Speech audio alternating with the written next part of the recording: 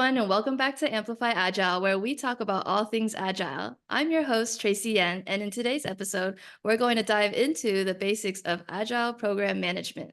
Joining me today is Abhi Chaturvedi, founder and principal consultant at scalenow, who will unpack the fundamentals of Agile Program Management, sharing his knowledge on how to streamline your projects, enhance team collaboration, and drive better results for your organization through effective implementation on the fundamentals we will touch on today. So, Abhi, welcome to the Amplify Agile. Give us a quick introduction of yourself. Thanks, Tracy. Thank you very much for inviting me here. Tracy, I'm a transformation strategist, Agile practitioner, an executive team coach, driving business success through strategic leadership, Agile methodologies, and transformative change.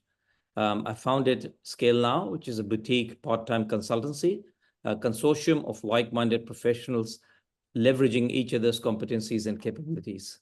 The objective is to accelerate and thrive in rapidly changing environments, integrate distributed technology owners to maximize business decisions, ensure return of investment by data-driven decision-making, and guide enterprise agile digital transformation from adoption to maturity. Great to have you here today. Your expertise in coaching is definitely impressive and must have been instrumental to leading many businesses' strategic growth. So let's just get straight into today's topic on program management. Can you give us an overview of what program management is to you? By all means, Tracy. So Agile Program Management is a coordination of multiple relative initiatives across an organization. The goal of Agile Program Management is to use Agile concepts to produce the best results for individual projects while keeping overall business objectives in mind. It's a way of coordinating and planning complex initiatives in an iterative and adaptable manner that combines the values of Agile methodologies like collaboration and continuous improvement with the structure of program management to deliver value effectively across multiple teams and projects. Thanks for breaking it down for us. So given the emphasis on flexibility, value, and an iterative nature, I'm sure this sparks questions on how such a modern approach differs from traditional methods. So how does program management differ from traditional project management? Yeah, the fundamental five, delineation, I would say, but we'll drop down to the first three first. The first one is approach to change. Second one is the delivery method. And the third one is customer engagement. So let's talk about approach to change first. Traditional project management typically involves a sequential or waterfall approach where requirements are defined upfront and changes are often costly and time-consuming to implement. Now, in contrast, Agile embraces change and welcomes it throughout the project lifecycle. So Agile teams expect and adapt to changes, allowing for greater flexibility and responsiveness to evolving requirements. The second one we talked about is a traditional project management. So typically, traditional project management often involves a linear progression through distinct phases such as planning, design, development, testing, and deployment. Now, in Agile, development occurs incrementally in short iterations or sprints, now with each iteration resulting in potentially shippable product increment. This iterative approach enables quicker delivery of value and more frequent feedbacks from stakeholders. Now, the third point is all about customer engagement. Right? Agile prioritizes continuous collaboration with customers and stakeholders throughout the development process. Customer feedback is solicited early and often, allowing for adjustments based on changing priorities or emerging requirements. Traditional project management may involve less frequent customer involvement, with requirements being finalized upfront and limited opportunities for feedback until later stages. So fundamentally, these are the finest three. And the fourth and the fifth, which comes to my mind, is all about role of documentation and team structure and dynamics. So those differences really highlight the dynamic nature of program management, and the flexibility gained significantly impacts an organization's ability to quickly adapt to sudden changes. So this leads me to wonder what core foundational principles of Agile helps organizations to be able to manage multiple interconnected projects within programs, especially in today's fast-paced business environment. It's a very good question, Tracy. And I always believe principles and values are the fundamentals to any transformation changes. And what we'll do is we'll talk about the first four.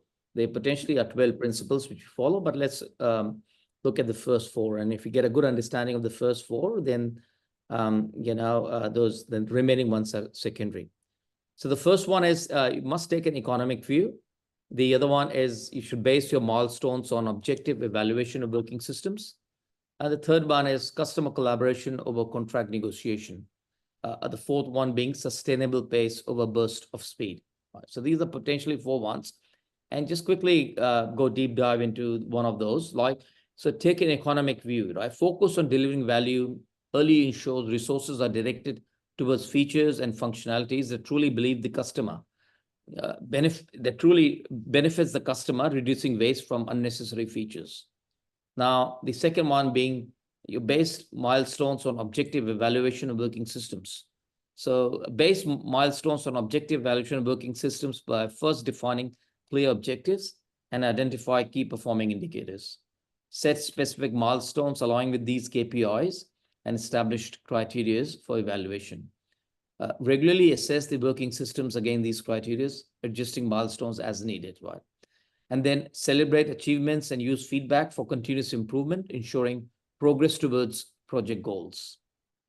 The third one, Tracy, it's all about customer collaboration over contract negotiation. So prioritize customer collaboration over contract negotiation by fostering open communication, understanding customer needs, and adapting solutions iteratively. This approach emphasizes building relationships and delivering value, leading to more effective outcomes and customer satisfaction. And last one we talked about is sustainable pace over burst of speed. It's very important, right? So we prioritize customer collaboration over contract negotiation by fostering open communication, understanding customer needs, and adapting solutions iteratively. This approach emphasizes building relationship and delivering value, leading to more effective outcomes and customer satisfaction. So fundamentally, if we address these four principles in mind and go ahead and implementing solutions, then the lead time to implement solution will be shorter.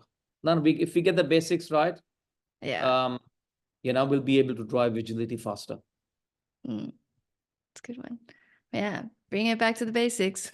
But yeah, it points out the strength, the framework's strength in adaptability and efficiency that it gives again. So, with a strong foundation, what common challenges are organizations currently facing when shifting to program management, and how can they overcome them, especially given that we have shifted into more of a hybrid or remote work setting? No, yeah, absolutely. It's a very, very good question and a very practical question. So potentially I've listed down, which comes to my mind, around four challenges. One of them being communication barriers. Now, with team dispersed across locations, communications can become fragmented, leading to misunderstandings and delay in decision makings, right? The other challenge is potentially lack of visibility. So remote work can reduce visibility into team progress and impediments, making it challenging to track project status accurately. The third one being collaboration issues. Remote work may hinder spontaneous collaboration and problem solving, impacting team cohesion and innovation. And obviously, the fourth challenge is all about cultural shift. Shifting to Agile requires a cultural transformation within the organization, which can be more challenging to achieve in a hybrid or remote work settings. So fundamentally, these are the first four challenges I've listed down. And your question, second question, which is again a good one, is how to overcome these challenges, right?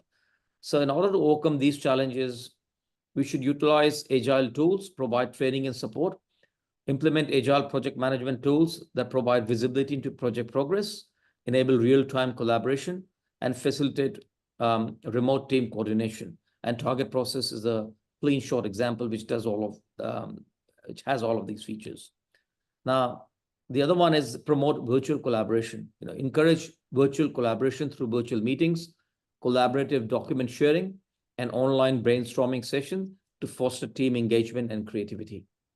And the third one to overcome these challenges potentially is cultivate a remote-friendly culture. Foster a culture that values autonomy, trust, and accountability, emphasizing results over micromanagement and providing flexibility to accommodate remote work needs. So we talked about four challenges and talked about how come we overcome these challenges. So yeah, speaking on culture, how important is leadership input in adopting agile methodologies? Because, this all flows into implementing a great program management process.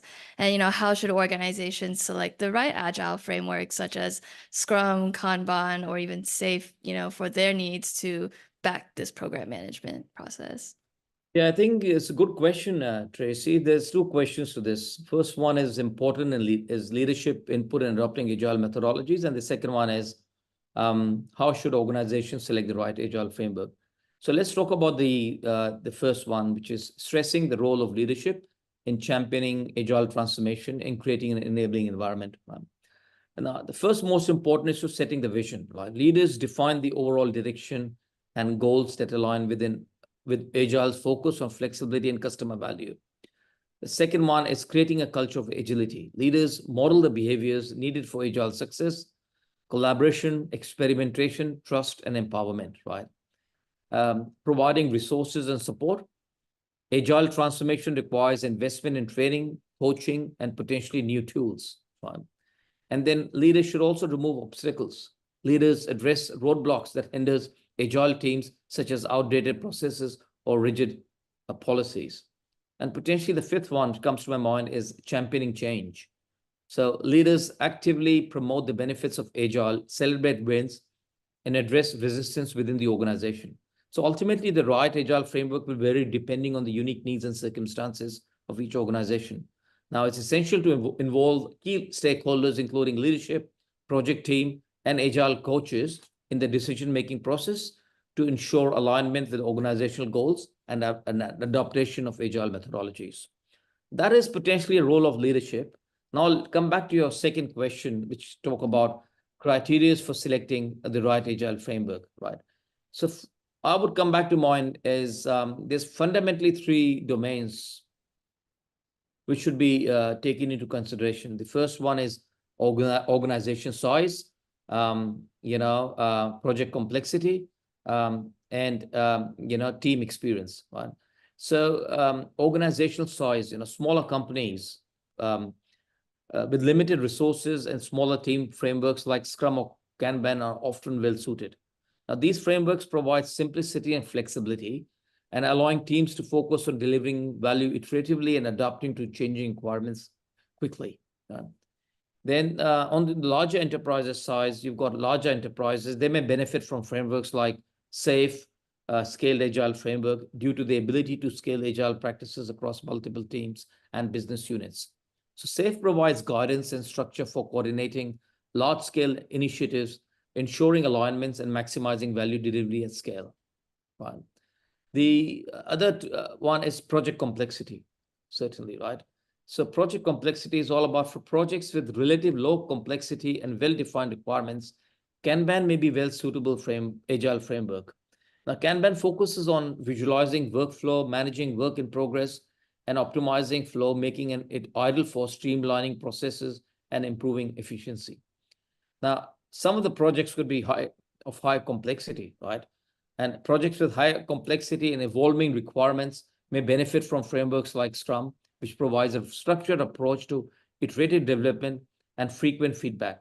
Now, Scrum's time box iteration sprints emphasizes on collaboration, enable teams to manage complexity effectively and deliver value incrementally. And we will be pausing here for part one of today's episode on delivering value with program management. Thanks, Abby, for sharing your insights for today. And for our viewers, we've released a super in-depth guide to get you started on program management. Click the QR code on screen to download. And if there are any topics you would like to hear or you have any questions, feel free to drop them in the comment section and subscribe to stay agile. See y'all in part two of delivering value with program management.